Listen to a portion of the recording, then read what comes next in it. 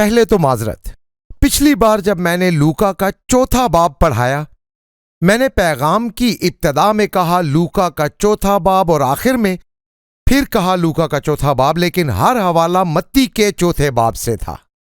میں نے یہ غلطی کی، لیکن لوگ متی کے 4 باب کے بارے میں نئی نئی چیزیں جان کر الجھے بھی اور بہت حیران بھی ہوئے۔ مجھ پر بدعت کا الزام لگا کہ میں نے وہ چیزیں پڑھی جو اس میں نہیں تھیں، لیکن میں مذاق کر رہا ہوں۔ ہم لوکا کے 4 باب میں ہیں، اور اگر میں کہوں متی 4 باب تو سمجھ لیں کہ یہ لوکا کے 4 باب کے لیے کوڈ ہے۔ یہ دونوں باب بہت حد تک ایک جیسے ہیں۔ کانریڈ نے بھی کہا یہ دونوں بالکل ایک جیسے ہیں، 2 گواہ۔ بہت دلچسپ۔ یہ پیغام میں نے 2 اتوار پہلے دیا تھا، کیونکہ گزشتہ اتوار میں یہاں نہیں تھا، میں فلوریڈا میں تھا اور ایک ایسے ملک کے باشندے سے ملاقات کی جہاں مسلمانوں کو مذہب کی تبدیلی پر مار دیا جاتا ہے۔ میں اسے فلوریڈا میں اس لیے ملا کہ یہاں ملنا اس کے ملک میں ملنے سے آسان ہے، اور یہ میٹنگ بہت شاندار رہی۔ یہ موقع نہ صرف اس کے ملک میں نکلا ہے جو پابندیوں کے اعتبار سے میرے خیال میں 7ویں یا 8ویں نمبر پہ ہے، بلکہ ایک ساتھ والے ملک میں بھی جہاں پابندیوں کا درجہ تھا 10 مذہبی پابندیاں۔ اور اس کے خیال میں ہمارے پاس موقع ہیں کہ ڈیف منسٹری اور مائیکل کی لائٹ منسٹری اور MBS کے وسیلے سے ہم اس ملک میں کچھ کام کر سکیں گے۔ ہم اس ملک میں داخل نہیں ہو سکتے بہت بڑا خطرہ مول لیے بغیر، ہم انہیں ایک ہمسایہ ملک میں لے جائیں گے جہاں ہمارا ملنا اتنا خطرناک نہیں۔ اور آپ اس بارے میں دعا کرتے رہیں، کیونکہ یہ بہت حوصلہ افزا اور دلچسپ ہے۔ اور لوکا 4 باب، اگر آپ کو یاد ہو 2 اتوار پہلے یہ روحانی لڑائی کے بارے میں تھا، اور ہم نے اس کی حقیقت پر بات کی۔ بدقسمتی سے یہ موضوع ہتھیا لیا ہے کچھ ایسے لوگوں نے اس پر اجارہ داری کر لی ہے جو بڑی متاثر کن شخصیت رکھتے ہیں اور روحانی لڑائی میں شامل ہیں، اور ہم یہ سوچنے لگ جاتے ہیں کہ روحانی لڑائی تو صرف پینتیکوسٹل کرتے ہیں۔ لیکن معاملے کی حقیقت یہ ہے کہ یہ سچ ہے اور بہت سنجیدہ ہے، کیونکہ یسوع بیابان میں اکیلا تھا، اس کے پاس کوئی انسان نہیں تھا، وہ چرچ کو دکھانے کے لیے کوئی مظاہرہ نہیں کر رہا تھا، وہ ایک بڑے حقیقی شخص کے روبرو تھا، ابلیس۔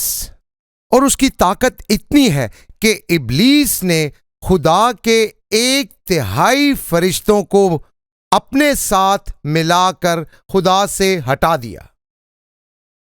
ابلیس بہت طاقتور شخص ہے۔ دنیا کے اختتام پر ہم دیکھیں گے کہ وہ دنیا کی تمام حکومتوں کو اکٹھا کرنے کا اہل ہے اپنے منصوبے کے لیے۔ مکاشفہ میں ہم دیکھتے ہیں کہ اسرائیل اس کے خلاف لڑتا ہے اور خدا کو بھی مداخلت کرنا پڑتی ہے، لیکن وہ بہت طاقتور ہے۔ اور پھر دیکھیں یسوع کے ساتھ اس نے کیا کیا۔ آپ ایک نظر دیکھیں تو وہ اسے ایک چھوٹا سا کام کہتا ہے، روٹی بنانے کا، لیکن اگر وہ یہ کر لیتا تو ہمیں نجات نہ ملتی۔ سوچیں ذرا، چھوٹی سی چیز، اور وہ اتنا چالاک ہے، اتنا مکار ہے وہ کہ وہ باغ عدن میں گھس آیا اور 2 کامل انسانوں سے بات کی۔ خدا کی ساری برکتیں تھیں ان کی زندگیوں میں، اور انہیں ورغلا کر ان سے ایک کام ایسا کروا دیا جس کے سبب سے وہ لعنتی ٹھہرے۔ وہ لاکھوں کروڑوں کام کر سکتے تھے سوائے ایک کے سوا، اور ابلیس اتنا مکار ہے، اتنا طاقتور، اس نے ان سے وہی ایک کام کروا دیا۔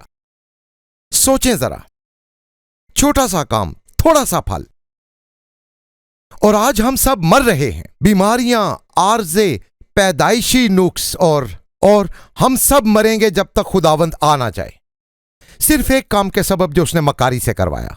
روحانی جنگ کوئی چھوٹی ہلکی پھلکی بات نہیں ہے، اور یہ اسی سبق کی دہرائی تھی کہ بائبل ہمیں بتاتی ہے کہ ہم لڑائی میں ہیں، اور ہمارا دشمن ایک ایسی طاقتور شیطانی مخلوق جو کبھی پیدا ہوئی، اور ان کے ساتھ جو اس کے اثر کے نیچے ہیں۔ اور یسوع نے یہ کہا، صرف دہرائی کے لیے یسوع نے یہ کہا کہ آخری وقت میں وہ ہمیں اختیار دے گا دشمن کی ساری طاقت پر۔ اور متی 13 میں وہ دشمن کے بارے میں بتاتا بھی ہے کہ وہ ابلیس ہے۔ سو ہمیں اختیار دیا گیا اور یہ حقیقی جنگ جاری ہے۔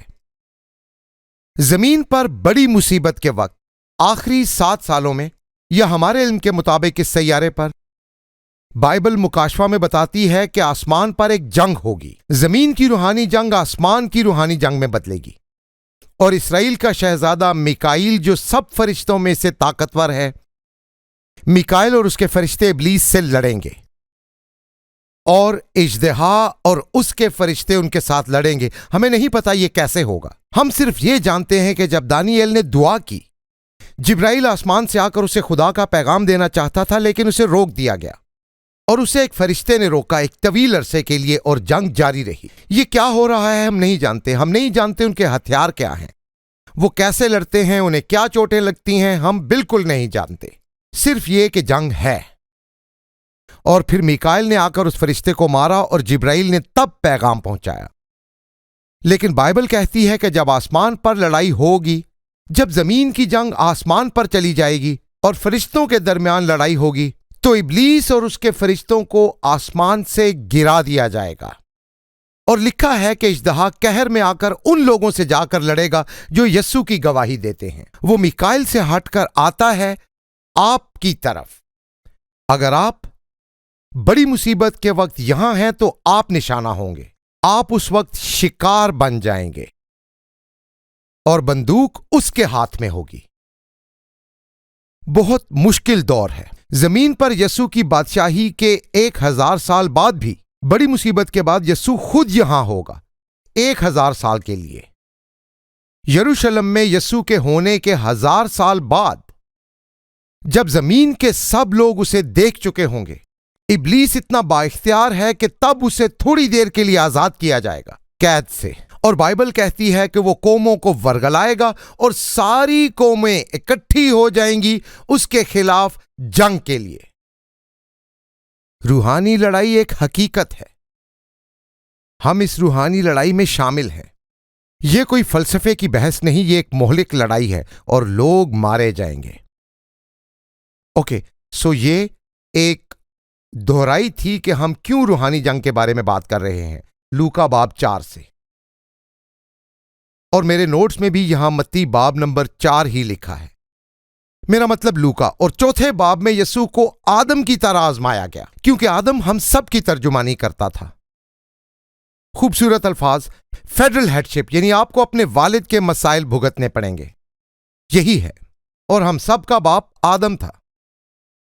اس نے ایک فیصلہ کیا، اور یہ ایسا ہی ہے کہ آپ کی فیملی میں باپ کوئی ایسا فیصلہ کرے جو سب کو بھگتنا پڑے، یہی آدم نے کیا۔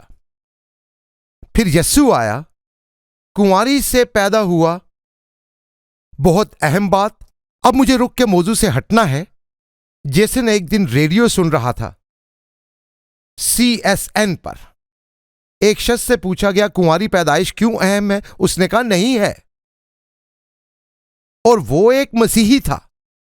اس نے کہا اہم بات یہ ہے کہ یسوع انسان تھا، لیکن میں آپ کو بتاتا ہوں کنواری سے پیدائش اہم ترین ہے۔ نمبر 1 کہ بائبل یہ کہتی ہے، اور نمبر 2 یہ کہ گناہ آپ کو وراثت میں ملا آپ کے باپ سے، اور یسوع مسیح کا باپ تھا خدا،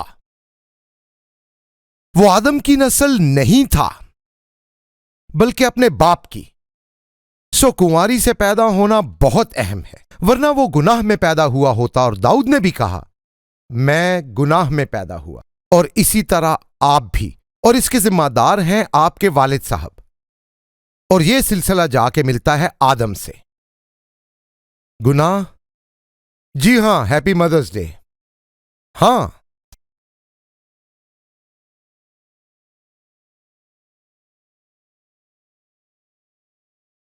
اچھا کہا۔ سو آدم اس کامل انسان کو باغ عدن میں آزمایا گیا، چاروں طرف خوش ذائقہ پھل تھے، کچھ بھی کھائے، آس پاس بہترین ماحول، سایہ دار درخت، ٹھنڈا یخ پانی، اور وہ ناکام ہوا۔ یسوع دوسرا آدم، اور بائبل ہی اسے یہ کہتی ہے، یسوع دوسرا آدم، دوسرا کامل انسان، ویسا ہی ماحول نہیں۔ خدا کا بیٹا یسوع کسی باغ میں نہیں گیا، وہ بیابان میں گیا۔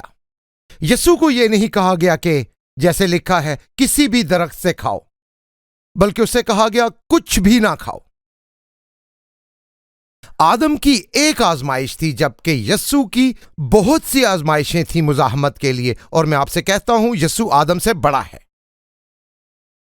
اور وہ باغ میں نہیں بلکہ بیابان میں ہے، اور بائبل کہتی ہے کہ ہماری طرح اسے بھی ہر چیز میں آزمایا گیا، لیکن وہ گناہ سے پاک تھا۔ مجھے نہیں پتا آپ کی آزمائشیں کیا ہیں، لیکن یسوع نے ہر آزمائش کا مقابلہ کیا، سب کا۔ اور ہم نے لوکا کے 4 باب کا پہلا حصہ دیکھا، جس میں اندرونی روحانی جنگ کا ذکر ہے۔ یہ حقیقی جنگ ہے، آپ کے اندر کی، آپ کے اور ابلیس کے درمیان ہونے والی یہ لڑائی، اور کوئی شامل نہیں، بس آپ اور ابلیس۔ اور یسوع نے غلبہ پایا، اور میں یہ دہرائی کر رہا ہوں۔ وہ 3 گناہ جن کا ذکر پہلے یوحنا 2:16 میں ہے۔ میرے پاسٹر فل ایونز نے ایک بار کہا، شیطان کی چالیں بہت سی نہیں ہیں، صرف 3 ہیں: جسمانی خواہش، آنکھوں کی خواہش اور زندگی کی شیخی۔ یہ پہلے یوحنا 2:16 میں ہے۔ آپ اپنے سب مسائل کو ان 3 خانوں میں ڈال سکتے ہیں۔ یسوع کو 3 بار آزمایا گیا، کن چیزوں میں؟ جسمانی خواہش، آنکھوں کی خواہش اور زندگی کی شیخی۔ تیسری آیت میں پہلی آزمائش تھی روٹی بنا۔ کوئی بہت بری بات نہیں، لیکن خداوند کے روح نے یسوع کو کھانے پینے سے منع کیا تھا۔ ابلیس اسے کھانے کو کہہ رہا تھا۔ سادہ سی بات ہے، باغ عدن جیسا ہی نہیں ہے۔ خداوند نے کہا نہ کھانا، ابلیس نے کہا کھا لو، نتیجہ تھا موت۔ لیکن یسوع نے نہیں کھایا، اور اس نے خدا کے کلام سے جسمانی خواہش پر قابو پایا۔ یہ خواہش، یہ ہرس تب ہوتی ہے جب ہم، میری بات غور سے سنیں، مجھے پتا ہے آپ اس کا شکار ہیں، کیونکہ ہر کوئی ہے۔ جب ہم جسمانی خواہشوں پر توجہ کرتے ہیں روحانی ضرورتوں سے بڑھ کے، اور یہ بہت بڑی کیٹیگری ہے، یہ کوئی نشہ ہو سکتا ہے کسی بھی قسم کا، یا کوئی آسائش، یا کوئی تفریح، لیکن جب بھی ہم اپنی جسمانی ضرورتوں کو اپنی روحانی ضرورتوں سے اوپر رکھتے ہیں، ہم جسمانی خواہش کا شکار ہو جاتے ہیں۔ اور دیکھیں یہ کیسے ہوتا ہے، آپ سنتے ہیں، اس میں کوئی مسئلہ نہیں۔ ابلیس آپ سے کہے گا کرتے رہو، ٹھیک لگے تو کر لو، لیکن پولوس کہتا ہے کہ ایسی چیزیں جو عموماً غلط نہیں، کھانے سمیت، پہلے کرنتھیوں 6 میں کہتا ہے سب چیزیں میرے لیے روا تو ہیں لیکن مفید نہیں، کیونکہ ان کا مسیحی زندگی اور روحانی زندگی میں کوئی فائدہ نہیں۔ اور پھر آگے وہ کہتا ہے میں کسی چیز کا پابند نہ ہوں گا۔ اور اگر آپ کی زندگی میں کوئی بھی چیز ہے جس کی آپ کا جسم طلب کرے اور وہ آپ پر غلبہ پالے، وہ غلط ہے اور آپ جسمانی خواہش کا شکار ہیں۔ اور خود پر ضبط سیکھنے کے لیے یہ اچھی وجہ ہے کہ روزے رکھیں۔ کوئی اور وجہ نہ ہو تو صرف یہ کہنے کے لیے کھانے سے زیادہ مجھے خدا سے محبت ہے، اور آج میں ثابت کروں گا۔ اور یہ مشکل کام ہے، آپ کا جسم آپ پر چیختا ہے، سر میں درد ہوتا ہے، آپ کو غصہ آتا ہے، جسم کہتا ہے کھانا دو ابھی۔ اور کبھی کبھی یہ کرنا واقعی بہت اچھا ہے۔ میں چاہوں گا آپ روزہ رکھیں، کیونکہ یسوع نے کہا کہ رکھو۔ اس نے رسولوں سے کہا کہ جب روزہ رکھو تو اپنے بالوں میں تیل لگاؤ، بال بنائیں، اور پھر کیا کریں؟ مسکرائیں جب دوسرے کھانا کھائیں۔ اس نے کہا تمہارا باپ جو آسمان میں ہے وہ دیکھے گا اور اجر دے گا۔ اوکے، تو سب سے پہلے آپ کو جسمانی خواہشوں پر قابو پانا ہے، روحانی ضرورتوں کو جسمانی ضرورتوں سے اوپر رکھ کے۔ اور یسوع نے بتایا کہ یہ کیسے کرنا ہے۔ اس نے سکھایا، اے خدا ہمارے روز کی روٹی آج ہمیں دے، وہ دے جس کی ضرورت ہے۔ یسوع نے کہا اے باپ مجھے میری ضرورت کی روٹی دے۔ اور پھر جب ابلیس چلا گیا تو فرشتے آئے اور اسے کھانا کھلایا اسی بیابان میں، اور مجھے یقین ہے کہ وہ پتھروں کی روٹی سے زیادہ خوش ذائقہ تھا۔ دوسرے، وہ آنکھوں کی خواہش پر غالب آتا ہے، جب وہ اسے ساری دنیا کی بادشاہی دکھا کر کہتا ہے مجھے سجدہ کر اور میں تجھے یہ دوں گا۔ یہ دوسری آزمائش ہے، اور یہ بھی اندرونی ہے، اسے ہرس کہتے ہیں، اور اس کا مطلب ہے ایسی چیز کی خواہش جو آپ کو نظر آئے لیکن آپ کے پاس نہ ہو۔ یہ کچھ بھی ہو سکتا ہے، مثلاً جوتے یا گاڑیاں یا پیسہ یا عورتیں، یا پھر अच्छा जिस्म या कोई भी चीज जो आपके पास ना हो लेकिन आप देखें और आप उसे चाहें, ये आंखों की ख्वाहिश है और ये एक आजमाइश है। और ये बड़ी पुरजोर आजमाइश थी यस्सु के लिए, क्योंकि पूरी दुनिया का बादशाह होते हुए वो सलीब पर मरे बगैर दुनिया में रास्तबाजी ला सकता था। ये सलीब से बचने का रास्ता था। लेकिन फिर हमें पता चलता है कि वो उसे मुखालिफे मसीह का मकाम पेश कर रहा था, जिसे इज्तिहा ये सारा इख्तियार देगा, जिसके पास तख्त होगा और बहुत इख्तियार होगा, और वो मुखालिफे मसीह की इबादत करेंगे। मुकाशफा 13:2 आयत 2 से 4। और ये मुखालिफे मसीह का मकाम था। यीशु जानता था। उसने ये जंग कैसे जीती? मैं खुदा को सजदा करूंगा। आप इस हिर्स पर काबू पाना चाहते हैं जो आपको रोके रखती है? अपना टीवी तोड़ दें, एडवर्टाइजिंग देखना छोड़ दें। इश्तिहारबाजी क्या है?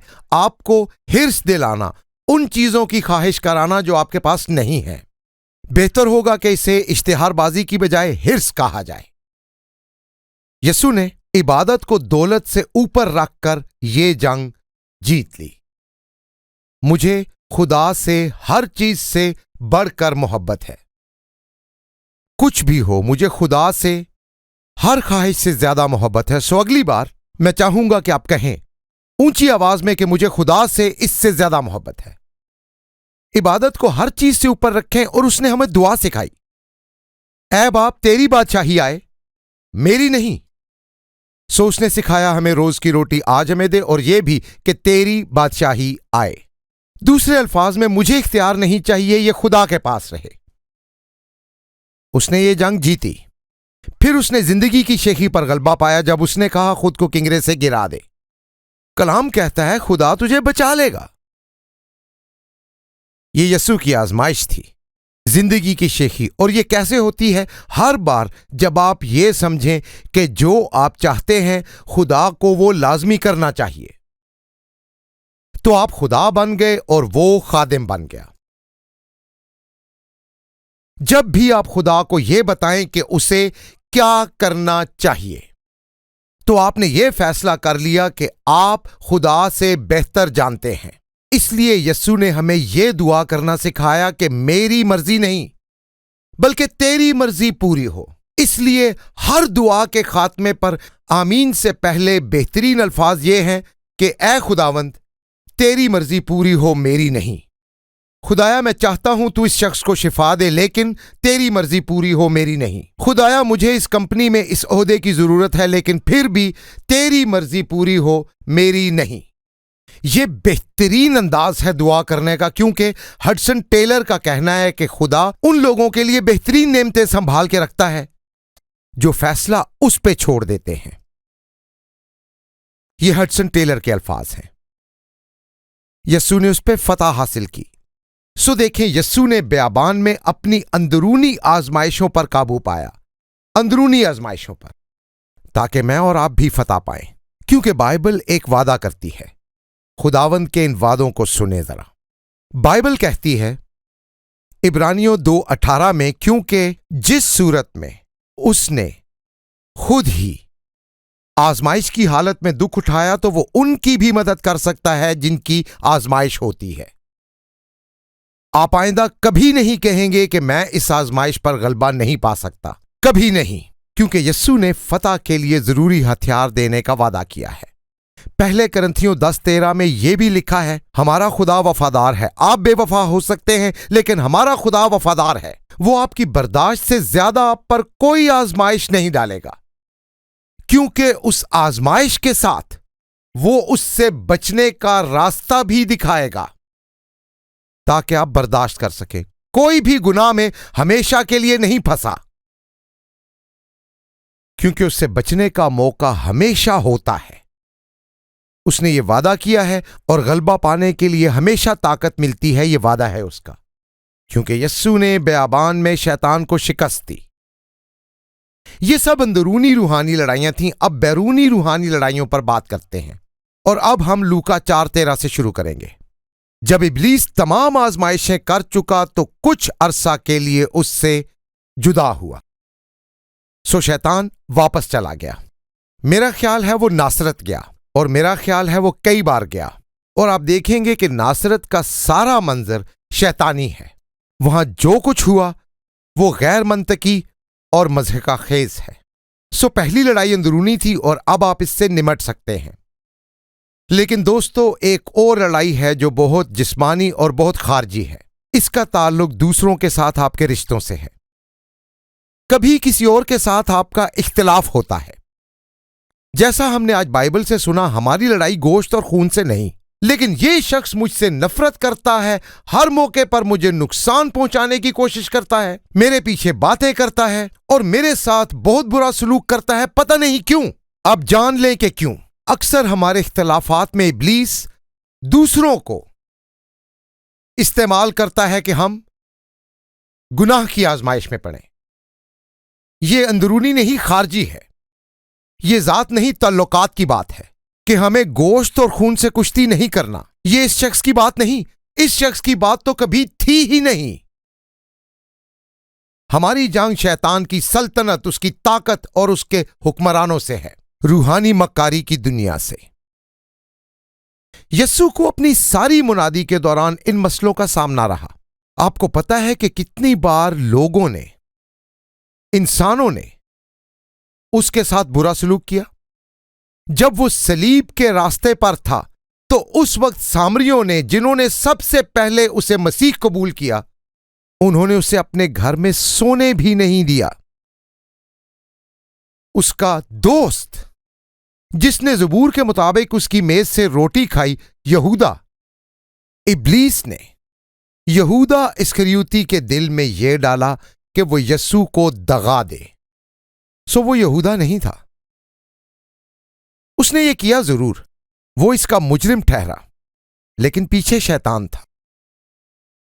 یوحنا کی انجیل میں یسوع ایک بار غضبناک ہجوم سے کہتا ہے، تم مجھے کیوں مارنا چاہتے ہو؟ اور وہ لوگ بس چیختے چلاتے ہی جا رہے تھے۔ تو یسوع نے کہا، تم ابلیس سے ہو۔ یسوع نے اس ہجوم کو دیکھا اور ان سے کہا، تم میں ابلیس ہے۔ ابلیس یہ سب کر رہا ہے۔ تم اپنے باپ ابلیس کی خواہشیں پوری کرنا چاہتے ہو۔ وہ تو ابتدا سے ہی قاتل تھا۔ بہرحال جھگڑا ختم نہیں ہوا، وہ چلاتے رہے۔ اب جو ہم ناصرت میں ہوتا دیکھیں گے وہ ابلیس سے ہے۔ آئیے دیکھتے ہیں آیت نمبر 15 نہیں 14۔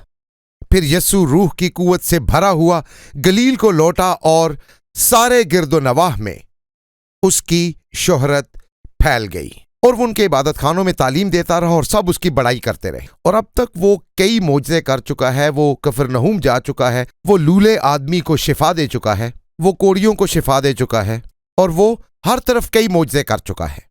اب سوال یہ پیدا ہوتا ہے کہ کیسی شہرت؟ وہ ابھی بیابان سے آیا ہے تو مشہور کیسے ہو گیا؟ ان دونوں آیتوں میں پورے 1 سال کا فرق ہے۔ اور اگر آپ بائبل میں نوٹس لکھنے کے عادی ہیں تو آپ کو لکھنا چاہیے کہ ان دونوں آیتوں کے درمیان 1 سال کا فرق ہے۔ یوحنا کے پہلے 4 بابوں میں جو کچھ ہوا وہ ان آیتوں کے درمیان ہوا، جس کو آپ دیکھیں تو آپ کو ساری بات سمجھ میں آ جاتی ہے کہ وہ بیابان سے آتے ہی مشہور کیسے ہوا۔ وہاں اس کے اور ابلیس کے سوا تو کوئی نہیں تھا۔ وہ اپنے شاگردوں کو بلا چکا ہے، وہ جا کے ہیکل کو پاک کر چکا ہے، وہ نیکودیمس سے مل کر اسے دوبارہ پیدا ہونے کا کہہ چکا ہے، اور سامریا بھی جا چکا ہے جہاں وہ سامری عورت سے ملا اور انہوں نے اسے مسیح قرار دیا۔ اور اگر آپ پڑھتے جائیں تو پتہ چلتا ہے کہ وہ کفرنہوم بھی جا چکا ہے، وہ معجزے کر کے مشہور ہو چکا ہے۔ لیکن روح کی ہدایت سے وہ گلیل آیا۔ گلیل کیوں؟ گلیل اسرائیل کا گنجان آباد ترین علاقہ تھا۔ اس وقت کے ایک تاریخ دان جوسیفس کے مطابق وہاں 200 سے زیادہ دیہات تھے، جن کی آبادی 15,000 سے زیادہ تھی۔ یہ روزبرگ سے ذرا چھوٹا علاقہ تھا جہاں 200 سے زائد دیہات تھے۔ گلیل میں بھٹکے ہوئے لوگ وہاں تھے، گنجان آبادی کا علاقہ۔ اور یسوع نے کہا کہ ابن آدم کھوئے ہوئوں کو ڈھونڈنے اور بچانے آیا ہے۔ وہ روح کی ہدایت میں اس گنجان آباد علاقے میں آیا۔ اور آپ کی اطلاع کے لیے بتا دوں کہ یہ علاقہ بہت زرخیز بھی تھا۔ میں نے کئی مرتبہ ایک ضرب المثل دیکھی، عبرانیوں کی لکھی ہوئی، کہ یہودیہ میں ایک بچے کی پرورش کرنے کی بجائے گلیل میں زیتون کا ایک بہت بڑا باغ لگانا آسان ہے۔ دوسرے الفاظ میں، گلیل میں فصلیں اگانا بہت آسان تھا کیونکہ وہ جگہ بہت زرخیز تھی۔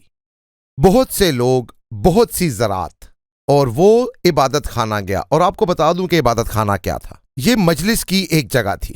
جب یہودی بابل میں 70 سال کی غلامی میں تھے تو وہاں ان کی ہیکل نہیں تھی، تو انہیں جہاں لے جایا جاتا اور وہاں یہودی مردوں کی کافی تعداد موجود ہوتی تو وہاں وہ جمع ہو جاتے، جسے وہ عبادت خانہ کہتے۔ تو وہاں وہ خدا کی عبادت کرتے کیونکہ ان کے پاس قربانی اور عبادت کے لیے ہیکل نہیں تھی۔ تو انہوں نے عارضی عبادت خانے قائم کیے جو کہ ہیکل کے عارضی متبادل تھے۔ وہاں وہ ہر ہفتے سبت کے دن ملا کرتے، بالکل اسی طرح جیسے ہم یہاں ملتے ہیں۔ وہ کلام پڑھتے، گیت گاتے، دعا کرتے اور واعظ سنتے تھے۔ اور کہیں اور سے جب کوئی ربی آتا تھا تو وہ وہاں واعظ دیتا تھا، جیسے یسوع اور پولوس کرتے تھے۔ تو وہاں وہ واعظ دیتے تھے اور لوگ خوش ہوتے تھے کہ ایک نیا ربی آیا ہے۔ آپ کو بھی ایسا ہی لگتا ہوگا۔ سو وہ ناصرت آیا، آبائی شہر جہاں پلا بڑا تھا، جہاں اس نے پرورش پائی تھی، اور اپنے دستور کے موافق سبت کے دن عبادت خانہ میں گیا۔ وہ گلیوں میں چیخ چلا نہیں رہا تھا، بلکہ وہاں گیا جہاں وہ عبادت کر رہے تھے۔ وہ پڑھنے کو کھڑا ہوا۔ مہمان ربی تھا جس کی شہرت تھی کہ وہ مردوں کو زندہ کر رہا ہے۔ کیسی خوشی کی بات ہے! اور یسایہ نبی کی کتاب اس کو دی گئی، بہت خاص کتاب۔ بائبل کی کتابوں میں اپنا ایمان مستحکم کرنے کے لیے یسایہ اٹھائیں۔ ہم اس کے لکھے جانے کا اور اس کی نبوتوں کا وقت ثابت کر سکتے ہیں۔ معجزاتی کتاب ہے۔ اور کتاب کھول کر اس نے وہ مقام نکالا جہاں یہ لکھا تھا کہ صفحات پلٹتے پلٹتے پلٹتے پلٹتے وہ پہنچا کتاب کے آخر میں، باب 61۔ یہودیوں کے لیے ایک بہت ہی اہم کلام کا حصہ۔ یہ ان وعدوں کے بارے میں تھا جو یسایہ نے کیے جب وہ غلامی سے واپس آئے، کہ خدا اسرائیل کو بحال کرے گا، کہ وہ پھر سے دیواریں تعمیر کریں گے اور ان کے ملک پر بہت برکت ہوگی۔ بہت سے شاندار وعدے، لیکن وہ ابھی تک رومیوں کی غلامی میں تھے۔ پہلے فارس، پھر یونان، اور اب رومیوں کی غلامی۔ وہ ایسے لوگوں کی غلامی میں تھے جو سینکڑوں خداؤں کو پوجتے تھے۔ وہ رومی سینتریوں سے بچ کر اپنے عبادت خانہ تک نہیں جا سکتے تھے۔ یہ وہ نہیں تھا جس کا وعدہ یسایہ 61 میں تھا۔ یسایہ 61 کہتا ہے مکمل آزادی، مکمل بحالی، مقدس سرزمین پھر سے خدا کی ہوگی اور اس کے لوگ خوشی کا جشن منائیں گے۔ اور وہ ظلم کی غلامی میں تھے۔ یہ بہت الجھانے والی آیت تھی، شاندار لیکن الجھانے والی۔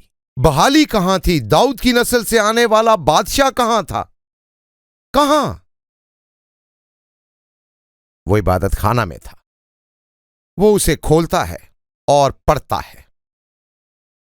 خداوند کا روح مجھ پر ہے، کیونکہ اس نے مجھے غریبوں کو خوشخبری دینے کے لیے مسا کیا ہے۔ ناصرت غریبوں کا علاقہ تھا۔ ناصرت آج بھی غریب ہے۔ میں تمہارے لیے آیا اور کلام سنا رہا ہوں۔ اس نے ٹوٹے دلوں کی شفا کے لیے مجھے بھیجا، کہ قیدیوں کو رہائی کی خوشخبری دوں اور اندھوں کو بینائی پانے کی خبر سناؤں، کچلے ہوئوں کو آزاد کروں۔ اور یہ وہی لوگ تھے۔ اب آپ دیکھ سکتے ہیں کہ لوگ پریشان کیوں تھے کہ اس نے ایک فوج کھڑی کر کے روم پر حملہ کیوں نہیں کیا۔ وہ کہتا ہے میں تمہیں آزاد کرانے آیا ہوں اور خداوند کے سال مقبول کی منادی کروں۔ پھر وہ کتاب بند کر کے اور خادم کو واپس دے کر بیٹھ گیا، اور جتنے عبادت خانہ میں تھے سب کی آنکھیں اس پر لگی تھیں۔ اب ذرا اس ڈرامائی صورتحال کو محسوس کریں۔ وہ 30 یا 31 سال کا ہے۔ اس کا باپ ایک بڑھئی ہے۔ اس کے بھائی بہن وہیں آس پاس تھے۔ وہ آتا ہے اور اس کے کاموں کی خبریں مشہور ہیں، لیکن اس کے کاموں کی کوئی تصویریں نہیں ہیں، کوئی ٹی وی پروگرام نہیں ہے، کوئی رپورٹر نہیں ہے، اور نہ ہی کوئی اخبار۔ لوگوں نے بس ایک دوسرے سے سنا تھا اور حیران تھے کہ یہ تو ناممکن ہے۔ ممکن ہی نہیں کہ وہ ایسے معجزے کر رہا ہے۔ میں جانتا ہوں اسے بڑے ہوتے دیکھا ہے۔ وہ اسے کتاب پکڑاتے ہیں کہ ہمیں کچھ سکھاؤ، اور وہ یہ انتہائی اہم باب کھولتا ہے۔ بہت اہم بات ہے یہ۔ ان کی غلامی سے آزادی کے بارے میں، جلاوطنی سے واپسی کے بارے میں۔ انہوں نے اس کے پورا ہونے کے لیے 500 سال انتظار کیا۔ ٹھیک، وہ تڑپ رہے تھے یسایہ 61 کے پورا ہونے کے لیے۔ وہ بیٹھ گیا، سب اسے دیکھ رہے تھے مکمل خاموشی سے، اور پھر وہ ان سے کہنے لگا، آج یہ نوشتہ تمہارے سامنے پورا ہوا۔ او ہو اس نے اعلان کر دیا کہ یہ پورا ہو چکا، تمہاری آزادی آ چکی، تمہاری جلاوطنی ختم ہوئی، تمہیں شفا مل چکی۔ میں کلام کی منادی کرنے آیا ہوں، میں تمہیں نجات دوں گا۔ لیکن یہ آزادی بابل سے یا یورپین یونین سے یا امریکہ سے یا دنیا کے امن کے بارے میں نہیں تھی، یہ ان سے بڑھ کے ہے، میرے لیے۔ یسوع نے کہا یہ میرے لیے ہے، میں یہاں ہوں، منجی آ گیا ہے، میں خوشخبری دینے آیا ہوں۔ کون سی خوشخبری؟ میرے پاس ناصرت کے لیے خوشخبری ہے، میں آ گیا ہوں۔ اور اگر آپ اس پہ نظر ڈالیں تو یسایہ 61 میں بہت خوبصورت بات ہے کہ اس میں وہی خوشخبری ہے جو یسوع بعد میں لوکا میں دیتا ہے، جب وہ کہتا ہے کہ اس نے مجھے غریبوں کو خوشخبری دینے بھیجا، اور لوکا 6:20 میں وہ کہتا ہے مبارک ہو تم جو غریب ہو، میں تمہیں بادشاہی دے رہا ہوں، یہ کہا اس نے۔ پھر وہ آگے کہتا ہے اس نے مجھے ٹوٹے دلوں کو شفا کے لیے بھیجا۔ پھر لوکا 6:20 میں وہ کہتا ہے مبارک ہو تم جو اب روتے ہو، کیونکہ ہنسو گے خوشی سے۔ اور پھر یہ کہ اس نے مجھے بھیجا ہے کہ قیدیوں کو رہائی دوں۔ اور پھر وہ کہتا ہے کہ جب لوگ تم سے عداوت رکھیں اور تمہیں خارج کریں تو خوش ہونا کہ تمہارا اجر بڑا ہے۔ وہ خوشخبری سناتا ہے، اور یہ بہت دلچسپ بھی ہے جب وہ یسایہ 61 کا حوالہ دیتا ہے اور اسے لکھیں آپ اپنے پاس، وہ اچانک ایک آیت کے درمیان میں رک جاتا ہے۔ اصل صحائف کے مطابق بھی وہ آیت کے درمیان میں رک جاتا ہے، اور اگلا لفظ ہے اور خداوند کے سال مقبول کی منادی کروں، رک گیا، اور خدا کے انتقام کے روز کی، وہ آیت کے درمیان میں رک جاتا ہے۔ یسایہ یسوع سے کہتا، یسوع انڈکٹیو بائبل سٹڈی نہیں پڑھی، آیت کے آخر تک پڑھو، لیکن یسوع جانتا تھا کہ 2 آمدیں ہیں، اور پہلی صرف خوشخبری کی ہے، یہ رہائی اور آزادی کے بارے میں ہے، یہ تسلی اور خدا کی برکت کے بارے میں ہے۔ جب یسوع دوسری دفعہ آئے گا تب اس کی عدالت آئے گی۔ کلام میں آپ کو کہیں بھی جب یسوع آسمان میں نمودار ہوتا ہے تو اس کے بعد ایک بار بھی خوشخبری نہیں دی جاتی، کیونکہ دوسری بار وہ خوشخبری نہیں لا رہا۔ دکھوں کے وقت خوشخبری ہے، بڑی مصیبت کے وقت خوشخبری ہے، لیکن جس لمحے یسوع آسمان میں نظر آتا ہے اس کے بعد سے صرف عدالت۔ ہم فضل کے دور میں ہیں، سو وہ آیت کے درمیان میں رک جاتا ہے۔ آج دوستو، اب ہیلیلویا کی آواز آنی چاہیے تھی۔ خوشخبری آج پوری ہو گئی، خوشی کی آواز ہونی چاہیے تھی، لیکن لوگ بڑبڑائے، کیونکہ یسوع نے اپنے شاگردوں کو بتایا کہ یسایہ کی ایک اور نبوت پوری ہونے والی ہے، یسایہ 6 کی، جہاں خداوند کہتا ہے کہ بنی اسرائیل سنیں گے پر سمجھیں گے نہیں، دیکھیں گے پر بوجھیں گے نہیں۔ اور سب نے اس پر گواہی دی، اور عجیب بات ہے، یہاں ابلیس کا کام شروع ہوتا ہے، اور سب نے اس پر گواہی دی، اور ان پرفضل باتوں پر جو اس کے منہ سے نکلتی تھیں تعجب کر کے کہا۔ ان کا پہلا رد عمل تھا، ارے واہ، یہ پہلا رد عمل تھا، تعجب، حیرت، لیکن پھر ان کی حیرت سرگوشیوں میں بدل گئی۔ کیا یہ ہونا چاہیے تھا؟ اور پھر سرگوشیاں شک میں بدل گئیں۔ کون ہے یہ شخص؟ اور شک آزمائش میں، اور پھر آزمائش لڑائی میں بدل گئی۔ وہ تعجب سے لڑائی کی طرف گئے۔ چند منٹوں میں ایسا کیسے ہو سکتا ہے؟ اور پھر آگے لکھا ہے واہ، اور وہ ان پر فضل باتوں پر جو اس کے منہ سے نکلتی تھیں تعجب کرنے لگے۔ اور اس کے بعد لفظ ہے اور اس وقت کے دوران ابلیس آ گیا اور کہنے لگے کیا یہ یوسف کا بیٹا نہیں؟ اور تھوڑی ہی دیر میں اسے مارنے کی کوشش کی۔ یہ کیسے ہو سکتا تھا؟ میں ایک سوال پوچھتا ہوں، کیا آپ کے خیال میں ابلیس کو لوگوں پر اختیار ہے؟ یہ جاننا بہت ضروری ہے کہ وہ موجود ہے اور اس کا اثر ہے۔ پولوس لسترا میں تھا، اس نے ایک شخص کو دیکھا جو اس کی تعلیم سن رہا تھا اور وہ لنگڑا تھا۔ پولوس بولا جا، یسوع کے نام میں تجھے شفا ملی، اور وہ اٹھ کے چل دیا۔ اب دوسرے منظر میں دیکھیں، پولوس کو بہت مشکل پیش آئی کہ وہ لوگوں کو اپنے سامنے قربانی سے روکتا۔ انہوں نے کہا تم دیوتا ہو۔ پولوس بولا نہیں، ہم دیوتا نہیں، صرف ایک سچا خدا ہے۔ اور پھر اگلی آیت میں انہوں نے پولوس کو سنسار کیا اور اسے مردہ سمجھ کر شہر کے باہر گھسیٹا۔ وہ اسے دیوتا سمجھنے سے مارنے کی طرف کیوں گئے؟ چند منٹوں میں کیا آپ کو اتفاق ہوا کہ کسی بات چیت میں سب ٹھیک چل رہا ہو اور پھر اچانک کسی وجہ سے لوگ بالکل ہی الٹ جاتے ہیں اور آپ کو سمجھ نہیں آتا کہ کیوں ہوا؟ ہم یہاں کسی جسمانی لڑائی میں شامل نہیں۔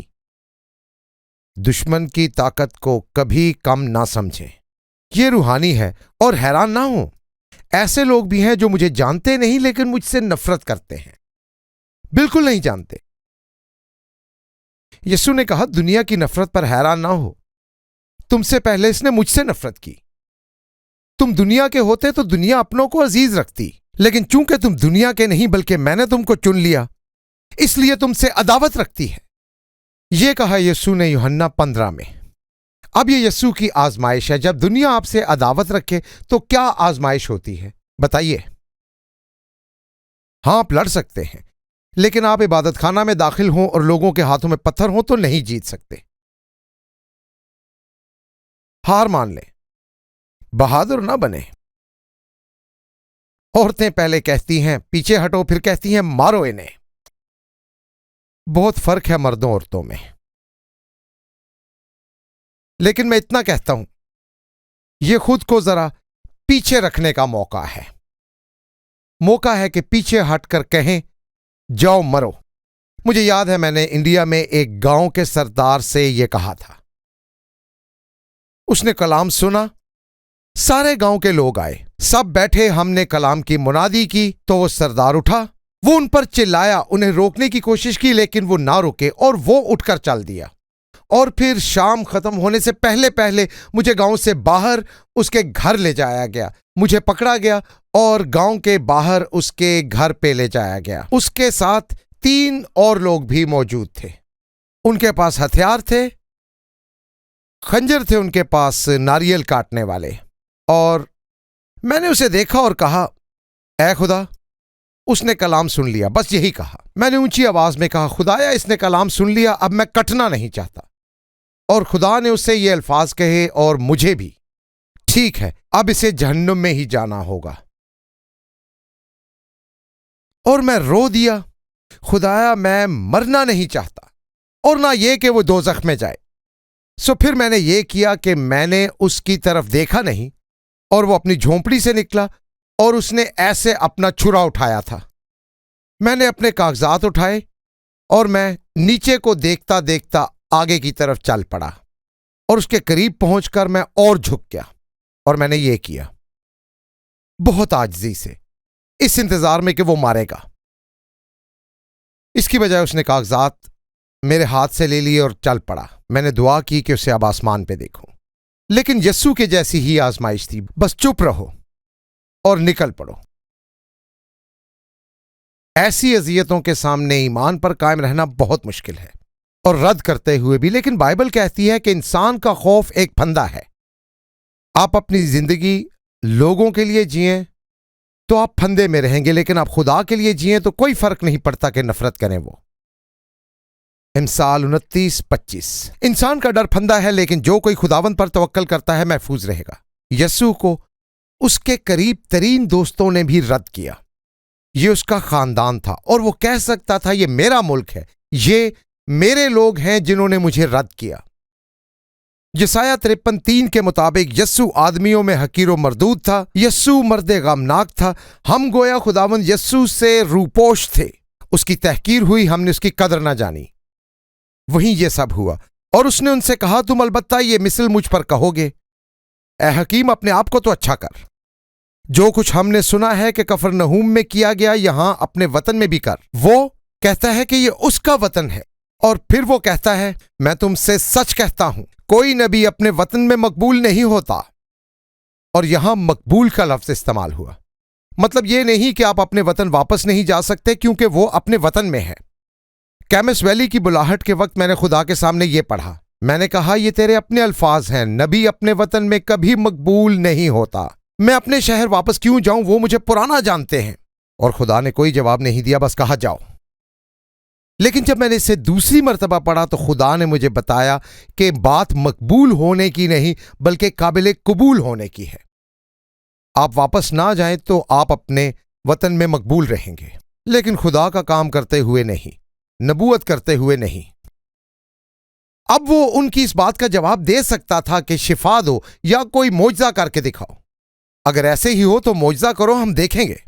لیکن اس سے پہلے ہم یہ جان چکے ہیں کہ جب آپ خدا سے معجزہ طلب کرتے ہیں تو آپ بھروسہ نہیں آزمائش کرتے ہیں۔ اگر آپ طلب کرتے ہیں تو آپ کہتے ہیں میری مرضی پوری ہو تیری نہیں، مانگ سکتے ہیں طلب نہیں کر سکتے۔ دراصل یسوع متی 16 میں کہتا ہے اس زمانہ کے برے اور زناکار لوگ نشان طلب کرتے ہیں لیکن انہیں کوئی نشان نہیں دیا جائے گا۔ یسوع کہتا ہے یہ اس کا وطن ہے، وہ بھی یہ کہتے ہیں کہ یہ اس کا وطن ہے، لیکن اگلی چند آیتیں پڑھتے ہوئے یہ یاد رکھیں لوکا 4 وقوع پذیر ہو چکا ہے جب وہ سامریوں کے پاس گیا تھا، اور میں آپ کو جلدی سے سناتا ہوں کہ کیا ہوا تھا، سنیں ذرا۔ جب سامری اس کے پاس آئے تو درخواست کرنے لگے کہ تو ہمارے پاس رہ، اور وہ 2 روز وہاں رہا اور بہتیرے ایمان لائے۔ اس کے معجزوں کی وجہ سے نہیں، وہاں اس نے ایک بھی معجزہ نہیں کیا، وہ اس پر اس کے کلام کے سبب سے ایمان لائے۔ شاید اس نے یسایہ 61 پڑھا ہو اور وہ بولے ہیلیلویا۔ پھر اس عورت سے کہا اب ہم تیرے کہنے ہی سے ایمان نہیں لاتے کیونکہ ہم نے خود سن لیا ہے اور ہم جانتے ہیں کہ یہ فی الحقیقت مسیح اور دنیا کا منجی ہے۔ اور پھر ان 2 دنوں کے بعد وہ وہاں سے روانہ ہو کر گلیل کو گیا۔ اگلا منظر ناصرت، وہ ابھی اس شہر سے واپس آیا تھا جہاں اس کی منادی نے آگ لگا کے رکھ دی تھی۔ وہ اپنی نجات پر خوش تھے اور وہ اپنے وطن واپس آیا اور انہوں نے اسے رد کر دیا۔ اور میں تم سے سچ کہتا ہوں، وہ انہیں ایک کہانی سناتا ہے، میں تم سے سچ کہتا ہوں کہ ایلیا کے دنوں میں اسرائیل میں بہت سی بیوائیں تھیں۔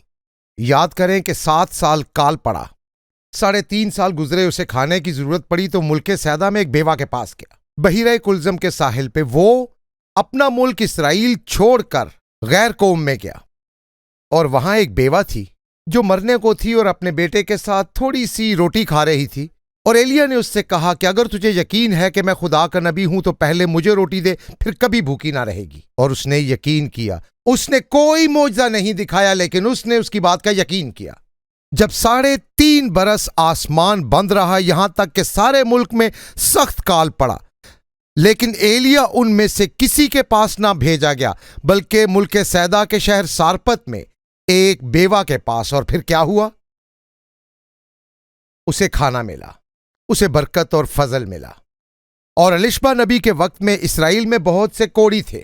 یہ ایلیا کے بعد ہوا۔ نعمان سوریانی نامی ایک شخص نے ایک اسرائیلی لڑکی کو قید کر کے کنیز بنا لیا۔ وہ کوڑی ہو گیا اور وہ کمانڈر تھا شامی فوج کا، اور اس نے اس سے کہا کہ اگر تو الشبا کو جانتا تو پاک ہو جاتا کیونکہ وہ ہے جو سچے خدا کی عبادت کرتا ہے۔ نعمان نے شام کے بادشاہ سے خط لیا، اسرائیل کے بادشاہ کو پہنچایا اور پھر پہنچ گیا بہت سا مال و دولت لے کر، شفا کے لیے منتیں کرتے ہوئے، اور کسی نے یہ نہیں کیا۔ وہ غیر قوم تھا۔ آخری بات یاد ہے، اس نے کہا اب میں خدا کی عبادت کروں گا، میں شام واپس جاؤں گا اور اپنے ساتھ اسرائیل کی مٹی لے جاؤں گا کہ اس پر سجدہ کروں۔ یہ کیا اس نے، اور ہم اسے آسمان میں ملیں گے۔ لیکن یہودی ہم کم دیکھیں گے، یا گہازی بھی۔ الشبا نبی کے وقت میں اسرائیل کے درمیان بہت سے کوڑی تھے، لیکن ان میں سے کوئی پاک صاف نہ کیا گیا بلکہ نعمان سورانی۔ یسوع نے انہیں بتایا کہ وہ غیر قوموں سے بھی بدتر تھے۔ وہ سوچ رہا ہے کہ میں تو ابھی سامریا سے واپس آیا ہوں، تمہیں بتاؤں تو تمہیں اور غصہ آئے گا کہ وہ جانتے ہیں کہ میں مسیح ہوں مگر تم نہیں۔ اور اپنے پاس نوٹ کر لیں کہ یقین کرنے کا مطلب یہ نہیں کہ حقیقت موجود ہی نہیں۔ جیسے ایک بمپر سٹیکر ہے، خدا دہریوں پر اعتبار نہیں کرتا۔ وہ سمجھتے ہیں وہ خدا کو نہیں مانتے، لیکن وہ غلط ہیں۔ خدا ہے جو دہریوں کو نہیں مانتا۔ اگر آپ خدا پر یقین نہیں رکھتے، آپ کا اپنا نقصان ہے۔ خدا کیا کہتا ہے؟ میں خوشخبری بند کر دوں؟ میں یہ کام روک دوں؟ نہیں، وہی پیغام کسی اور کے پاس چلا جاتا ہے، آپ محروم رہ جاتے ہیں۔ جب اسرائیلیوں نے خداوند کو رد کیا تو نبی ورک فرام ہوم کرنے لگے۔ آج بھی یہ ہوتا ہے، وقت کم ہے، لیکن متی کے 22ویں باب میں ایک کہانی ہے بادشاہ کی جس نے سب کو ضیافت پہ بلایا اور وہ نہیں آئے، اور پتہ ہے پھر اس نے ضیافت ختم نہیں کی۔ اس نے کہا جاؤ اور سب غیروں کو بلا لاؤ، اور لکھا ہے کہ ضیافت کا مقام بھر گیا، آسمان غیر یہودیوں سے بھرا پڑا ہوگا۔ غیر یہودی یہودی ہوں گے مگر صرف وہ جو یسوع پر ایمان لائے۔ اور دیکھیں ذرا ایک بات، یہودی جن کے پاس مقدس زمین ہے، آثار قدیمہ ہیں، ساری تاریخ ہے، سارے معجزے ہیں، وہی یقین نہیں کرتے۔ لیکن ایمان نہ لانے میں کس کا نقصان ہے؟ یسوع کا انکار کر کے وہ اپنا ہی نقصان کرتے ہیں۔ وہ کہتا ہے میں نجات دوں گا، بابل سے نہیں، گناہ سے۔ میں ابدی بادشاہی دوں گا جو تمہاری زندگی کے ساتھ ختم نہیں ہوگی بلکہ ہمیشہ رہے گی۔ نہیں دوستو، یسوع یہ روحانی لڑائی جیتے گا۔ اس کی لڑائی روحانی ہے، وہ اپنی روحانی لڑائی ہار چکے۔ ناصرت روحانی لڑائی ہار چکا ہے۔ کیا مطلب ہے اس روحانی لڑائی کا؟ پولوس کہتا ہے، میرے نوٹس میں کہیں یہ موجود ہے، پولوس کہتا ہے کہ اس جہان کے خدا نے انہیں اندھا کر دیا ہے، ورنہ وہ یسوع مسیح کی خوشخبری پر ایمان لے آتے۔ یہاں میرے پاس لکھا ہے اور حوالہ نمبر میں ابھی آپ کو بتاتا ہوں۔ 2 کرنتھیوں باب نمبر 4 مل گیا آپ کو؟ پڑھیے اسے۔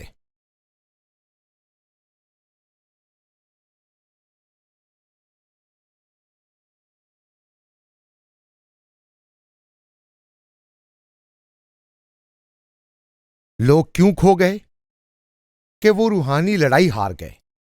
کوئی بھی ایسا نہیں جو مسیح کی خوشخبری کو رد کرے سوائے اس کے کہ شیطان نے اس کو اندھا کر ڈالا ہوا ہے۔ منادی کے لیے بہترین کام کیا ہے؟ دعا کریں۔ دعا کریں۔ ہم منادی تو کرتے ہیں پر دعا کتنی کرتے ہیں؟ اگر ہم دیکھ سکتے کہ شیطان نے ایسے ان کی آنکھیں بند کی ہیں تو ہم منادی روک کر اس کے ہاتھ ہٹانے کے لیے دعا کرتے، کیونکہ جو دیکھ نہیں سکتے وہ ایمان کیسے لائیں؟ بہت اہم ہے یہ۔ یسوع یہ لڑائی جیتے گا، وہ فاتح بن کر ان کے درمیان چلے گا۔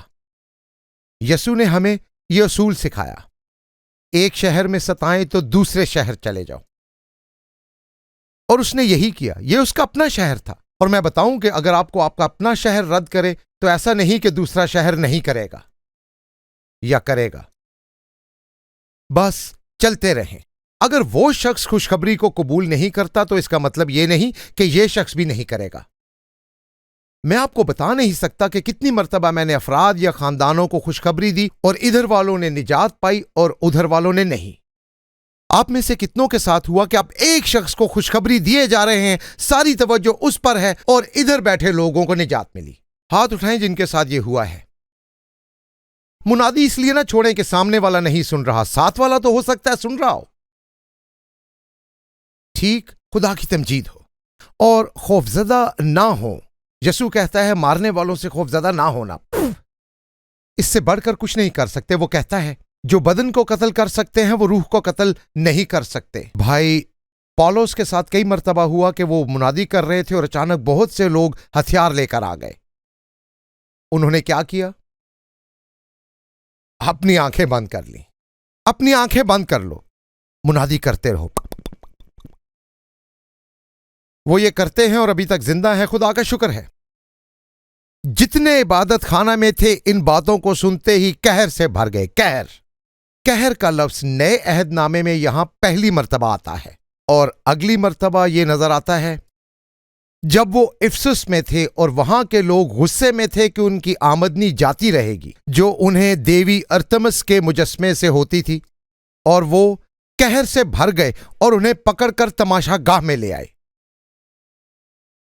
कहर दरअसल शैतानी गुस्सा है, आग वाला, बहुत ज्यादा ऐसा गुस्सा, वैसा नहीं जो आहिस्ता आहिस्ता आहिस्ता गहरा होता है। यह पेट्रोल की आग की तरह से बढ़ता है, बहुत तेज, बहुत शदीद।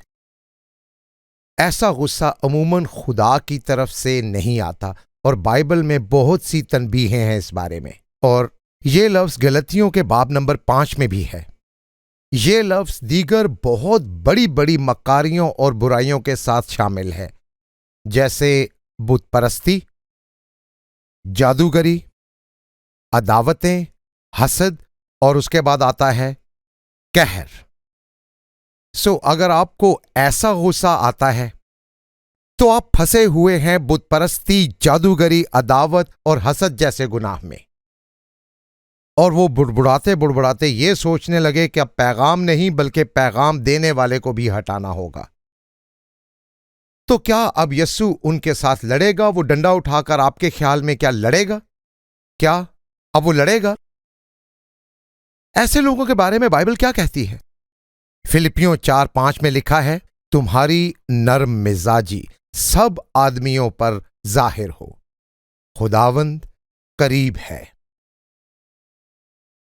अगर यस्सु आपके साथ खड़ा है तो आपको कहर का जवाब कहर से देने की जरूरत नहीं। तो यस्सु उनमें से निकल जाएगा। वो उठ खड़े हुए और उसको शहर से बाहर निकाला और उस पहाड़ की चोटी पर ले गए जिस पर उनका शहर आबाद था। और यह बहुत ऊंची जगह है, वहां से गिरकर कोई बच नहीं सकता। नीचे गिरे तो हड्डियां और सर की खोपड़ी टूट जाएगी। और यह भी याद रखें कि यह जगह शहर से काफी दूर थी। और ज्यादा बुरी बात यह है कि वो उसे नासरत की गलियों से यस्सु को, खुदा के बेटे को, मुनज्जी को वहां से चलाते हुए बाहर लाए कि पहाड़ से गिरा दें। क्या यह इब्लीसी काम नहीं? चीखना, चिल्लाना, थूकना इतनी बड़ी बात नहीं, लेकिन खींचकर कई मील दूर पहाड़ की चोटी पर लाना कि उसे सर के बल गिरा दे, मगर वो उनके बीच में से निकल कर चला गया। वो नरमी से उनके बीच में से निकल कर चला गया क्योंकि खुदा करीब था। मैं पूछता हूं, क्या नासरत किसी चीज से महरूम रहा? क्या वो महरूम रहे? हर चीज से। आप जानते हैं नासरत की वजह शोहरत क्या है? कुछ भी नहीं, कोई चीज नहीं। जब यस्सु शुरू में अपने शागिर्दों को बुला रहा था तो याद है नतनएल ने क्या कहा? क्या नासरत से कोई अच्छी चीज निकल सकती है? नहीं, बिल्कुल भी नहीं। इस मनफी सवाल का जवाब है नहीं। नासरत इतना बेकार है। यूसिफस जिसका मैंने जिक्र किया वो गलील में उस पूरे इलाके का हुक्मरान था जब रोमियो ने शहर पर हमला किया था। वो हुक्मरान था और बहुत अच्छा मुसन्निफ। उसने इसराइल और जंग की तारीख पर बहुत कुछ लिखा। पता है उसने नासरत का कितना जिक्र किया? बिल्कुल भी नहीं, एक सतर भी नहीं। उसने नासरत के बारे में एक लफ्ज भी नहीं लिखा। वो बेकार है। और यस्सु ही था जो इस बेकार से शहर में पला बढ़ा। बेकार शहर। बाद में सन 60 और 70 में सिर्फ 2 ऐसी दस्तावेजात मिलती हैं जिनमें नासरत का जिक्र मौजूद है। बाइबल के अलावा सिर्फ 2 ऐसी दस्तावेजात हैं जिनमें नासरत का जिक्र मौजूद है। पहली दस्तावेज सन 100 ईस्वी की है। और क्या लिखा है इसमें? नफरत है मुझे उन यहूदियों से जो यीशु नासरी पर ईमान रखते हैं।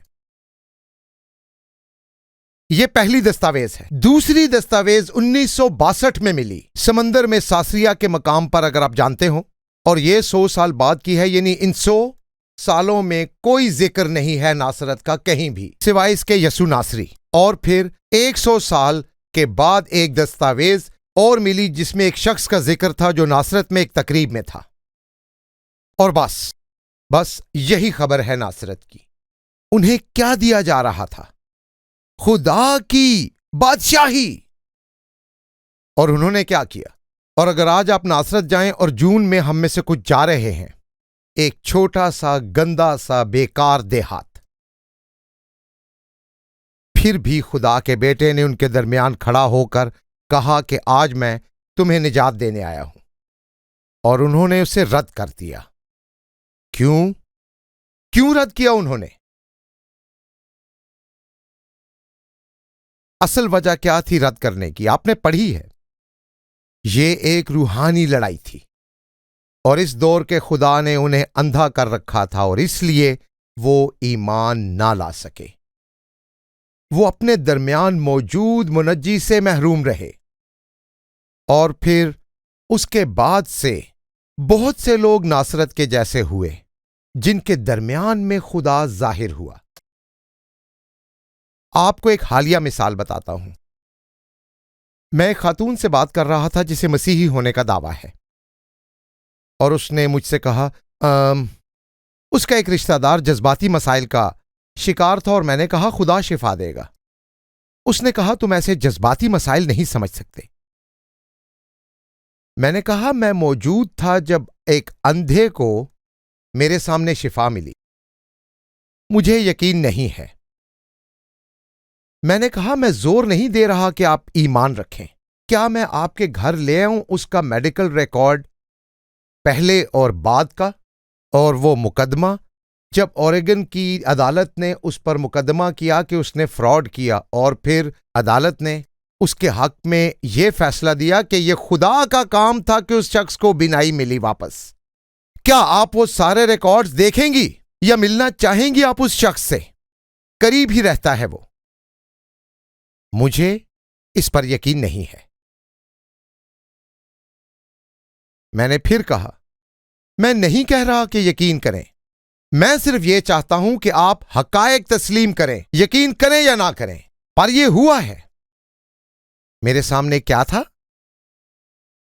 میرے سامنے روحانی لڑائی تھی۔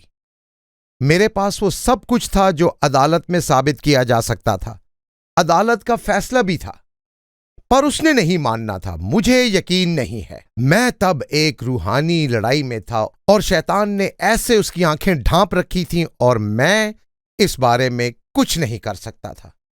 لوگ یسوع ناصری کو طویل عرصے سے رد کرتے آئے ہیں، لیکن ایک بات یاد رکھیں، ان کے یقین نہ کرنے کا یہ مطلب نہیں کہ یہ سچ نہیں، اور یسوع نے ان کو رد نہیں کیا ہے۔ آپ حیران ہوں گے جان کر کہ ناصرت کی کوئی وجہ شہرت نہیں سوائے ایک کے۔ نئے عہد نامے میں 13 بار یسوع کو کہا گیا یسوع ناصری، 13 مرتبہ، اور جب وہ مرا تو صلیب پر کیا لکھا تھا؟ یسوع ناصری۔ پتا ہے جب پینتیکوست کے روز 3000 لوگوں کو نجات ملی تو پطرس نے اسے کیا کہا؟ یسوع ناصری۔ اور جانتے ہیں پولوس نے اگرپا بادشاہ سے کیا کہا؟ یسوع ناصری۔ اور یسوع نے کیا کہا جب وہ قاتل پولوس پر ظاہر ہوا؟ میں ہوں یسوع ناصری۔ وہ یہ لقب ساتھ لے کر چلتا ہے، کیونکہ مجھے سب نے رد کیا، اس لیے میں کسی کو بھی بچا سکتا ہوں۔ آمین۔ اے خدا، اس کلام کے لیے تیرا شکر۔ ہم یسوع ناصری کو تعظیم اور سجدہ کرتے ہیں، اس کے نام کو جلال دیتے ہیں۔ خداوند، ہم آج اس وقت یقین رکھتے ہیں کہ یہ روحانی لڑائی ہے، اور چاہے وہ ابلیس کے سامنے بیابان میں کھڑا ہونا ہو یا اپنے ہی شہر میں رد کیے جانے کا سامنا کرنا ہو، یہ سب روحانی ہے۔ اے خدا، ہمیں وہ نظر دے کہ ہمارے آس پاس جو ہو رہا ہے اسے ہم سمجھیں، تاکہ ہم قہر نہ دکھائیں، बल्कि नरमी करें क्योंकि तू करीब है। हमारी आजमाइशों के वक्त हमारी मदद कर, जिस्म और आंखों की ख्वाहिश में और जिंदगी की शेखी में। हमें चैन और सुकून दे जब हुजूम कहर से भरा हो हमारे खिलाफ। हमें यह देखने की सलाहियत दे कि हम इस दुनिया के खिलाफ नहीं लड़ते, बल्कि इब्लीस तेरे दुश्मन के खिलाफ, जिसे इब्रानियों 2 के मुताबिक यस्सू ने सलीब पर शिकस्त दी, उसे सलीब पर कुचल दिया। पैदाइश 3:16 की नबूवत पूरी करते हुए सांप का सर कुचलकर। और हम ऐ खुदावंद मदद के लिए दुआ करते हैं कि हम एक रूहानी जिंदगी जिएं और दुनिया की आजमाइशों में घेरे ना जाएं, बल्कि हम ये समझ लें कि ये रूहानी लड़ाई है। नौकरियां, खानदान, बच्चे, बीमारियां, हुकूमतें, सब कुछ है खुदावंद, सब रूहानी है।